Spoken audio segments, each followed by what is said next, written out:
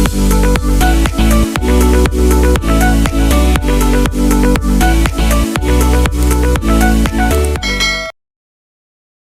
hi guys! Magandang umaga po sa atin lahat.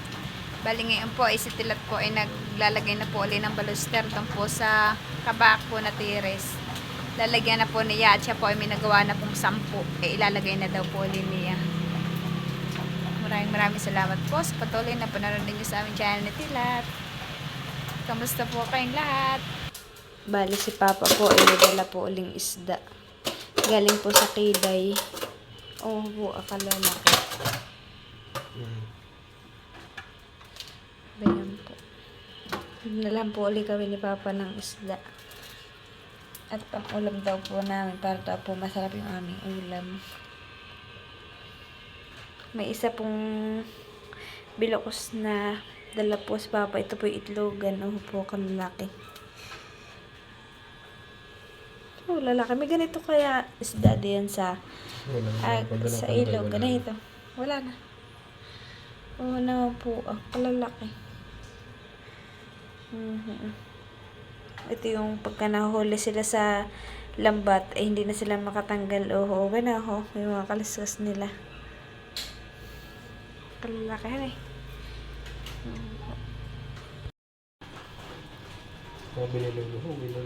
Ito po ay bilukos sa amin. Ganun po kalalaki ang bilukos. Yan po itlogan. Ito po ang lulutuin namin ngayong hapunan ni Tilat. Ito po ay dala din po ni Papa. Naman po. Hindi na po namin inaalsa ng hasang at ito naman po ay bagong huli. Bagong kahuhuli po iyan. Kaya hindi na po kami nag-alis ng hasang.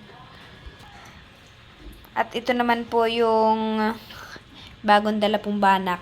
Oo po, isang puno po dun sa stainless pong iyan. Oo naman po katataba po. Para po siyang bangus. Ganun po siya kataba. Pinagkaiba lang po ay ito pong banak na ito ay hindi po siya matinik. Hindi po yan matinik. Oo po, yan po yung mata niya. Napakalinaw po. Ano nagbubukod ko ng luto? At ito naman po yung itlog niya. Ito po yung itlog ng banak. Oh, lalaki po. Sabi ko po kay Tilat, ayun pong isda na bilokos. Ayun lang po ang ulam namin. Tapos lalagyan po namin ng kamuting bagin. Yung pong talbos. Yung po yung masarap sa talbos ng kamuting bagin. Tapos po may pigang kalamansi. May igi po. Napakataba po nung banak.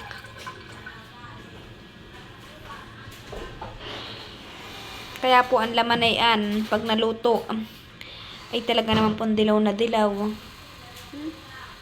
Sobrang taba po. Good morning. Bali nga po si Tilat ay nagluluto ng banak.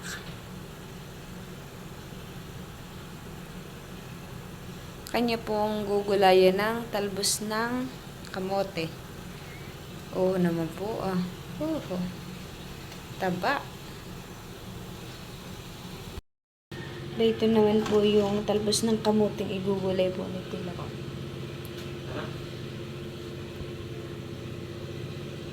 Yan po yung kaswabe nung banak.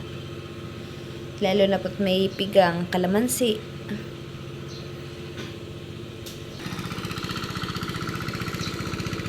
At ngayon po pala ay nagpamakay na po sina mama. Sina nanay pianan po. Ito po kanilang palayan.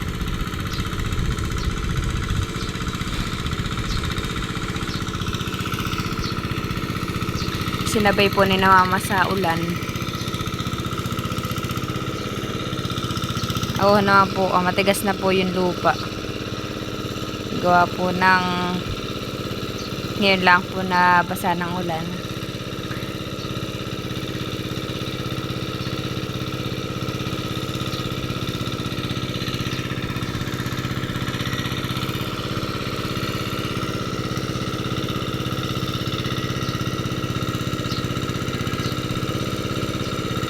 Marami pong ibon na layang-layang.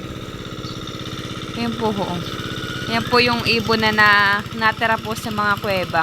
Yung pong kulay itim. Awag po lang kung ano pang tawag sa inyo ng mga ibon na ganayang layang-layang. Dito po sa amin, natawag na yan sa amin kay layang-layang. Yan po yung mga natira doon sa mga dapi. Yan po, sa mga dapi. Yung ibong ayan.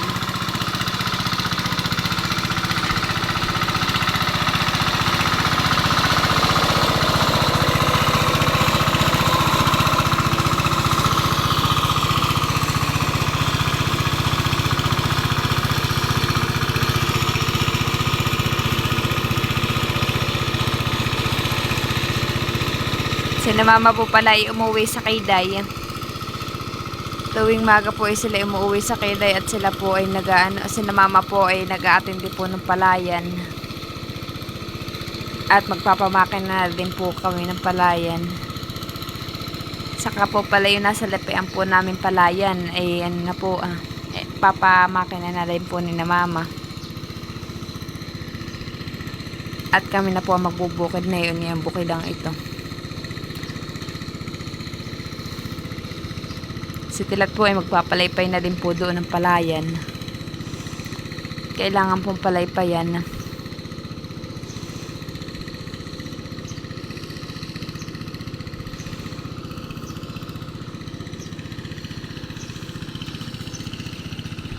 Maganda na po, pag namakan na po ang palayan ay maganda na pong tingnan, malinis na po.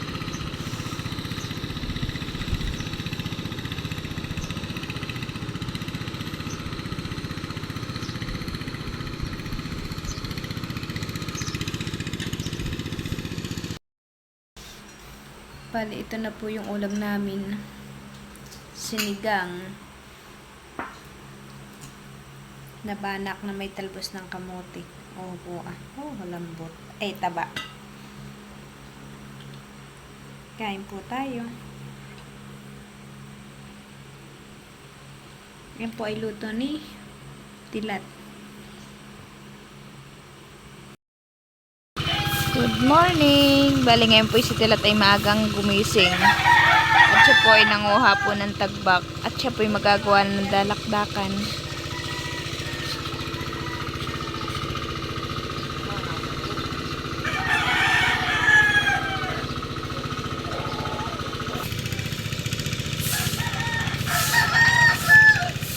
Meron po si Tilat Bali kami po ni Bebe nagpapaaraw. Kasi tulog po si baby. Si mama po ay naglilinis. Naglilinis po ng aming teres at yung pong mga asoy dito nagsipaglusak po din sa palayan. Ay dito po napunta sa tiles po yung mga lusak. Gawa ng 2 aso. Bayo, naman po si Tilat at saka po si Mama Huya.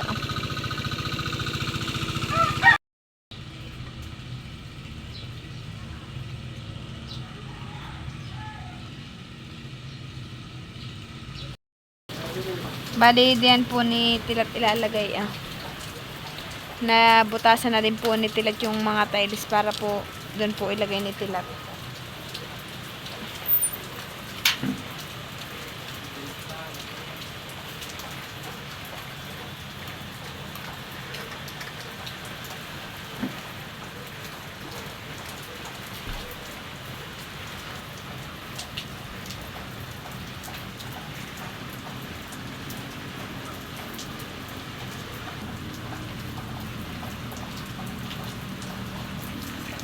Bayan po yung ilalagay ni Tilat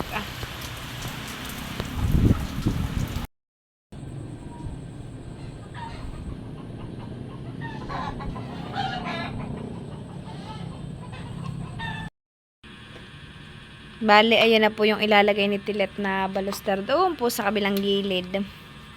Ina-arrange lang po niya at puputulan po niya ng bakal yung dulo. At masyado pong mahaba. Ilang piraso yan? Ilang piraso yan? 10 yan. 11. Ilan yung butas doon Bale, yan daw po ay 11 at yung pumbutas doon na pagkakabitan ay 13. Kulang pa po. May doon pa po namang isa doon. Hindi pa po nitilat natatanggal doon sa takaan.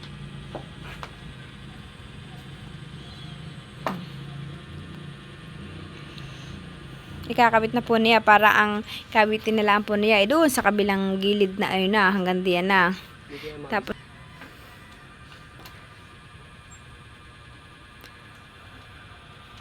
ano tilat? Hindi tayo magising pag ako nag-finger. Hindi. Aka na pating lilinisan si Bibi. At alas 4 na. Nakanulog mo yung kanay tayo.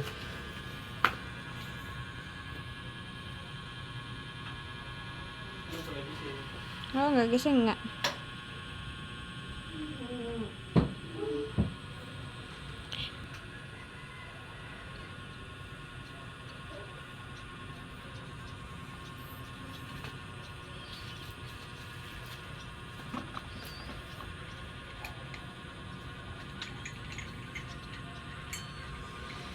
Ano naman po ang paligid.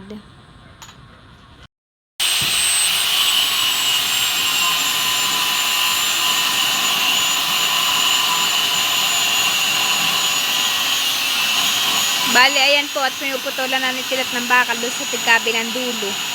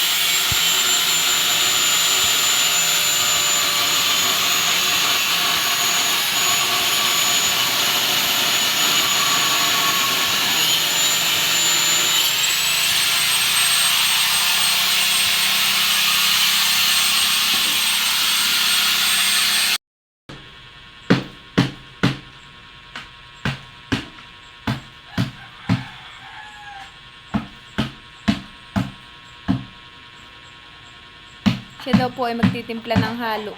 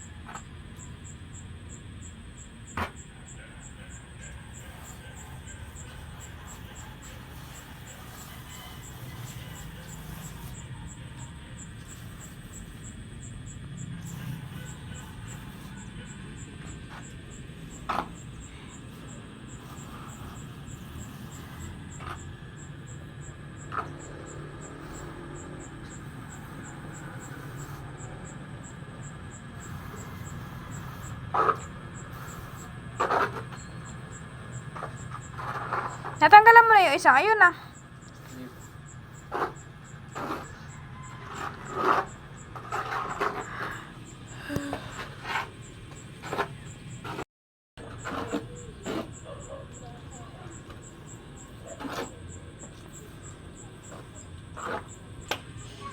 Bali, bayumpot na ilagay na po ni Tilat yung hinalo po niyang simento.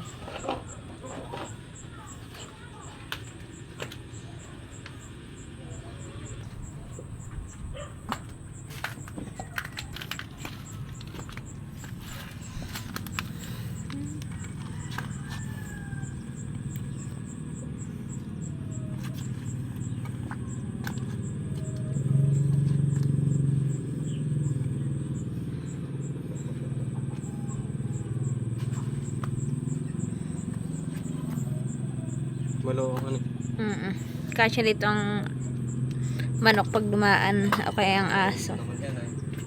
Pero okay lang. Wala madadandi at ano, pala yan.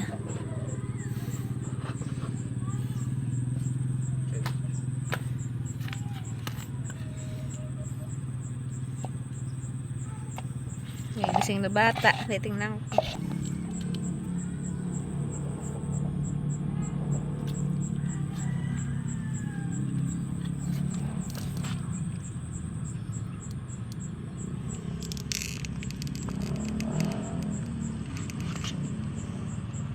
Ay, oh, na po yung motor ni Tilat.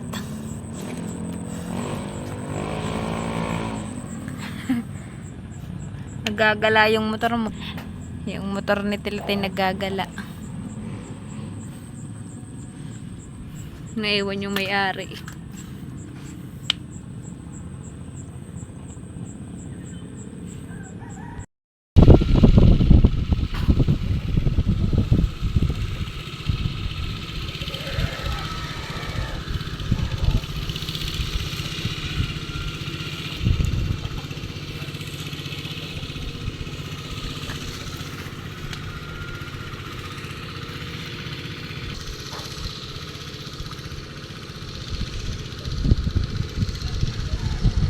Tanggalin mo ba na?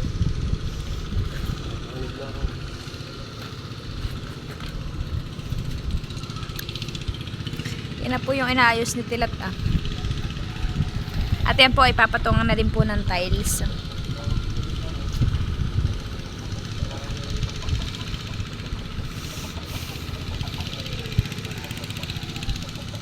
Yan po si Tilat ah.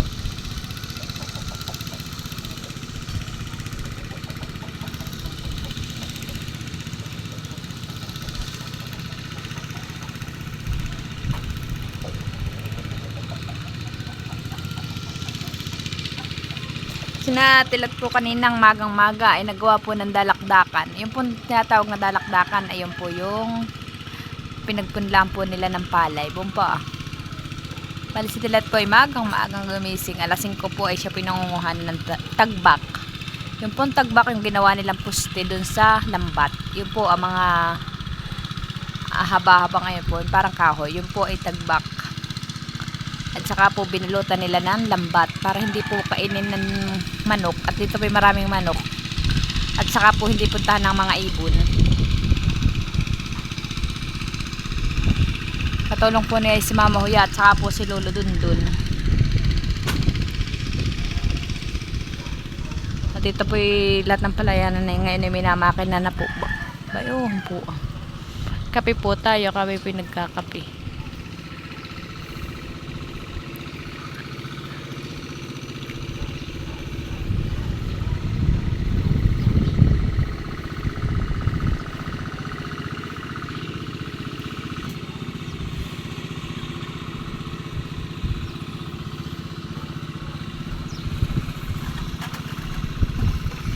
Kay Tilat pong kinukuskus ng basang sponge yung gilid-gilid po nung yung baluster.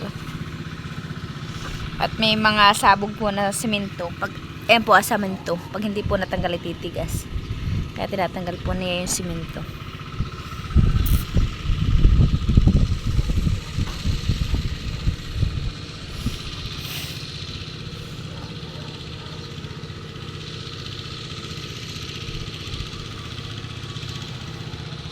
Maganda na po, may harang na.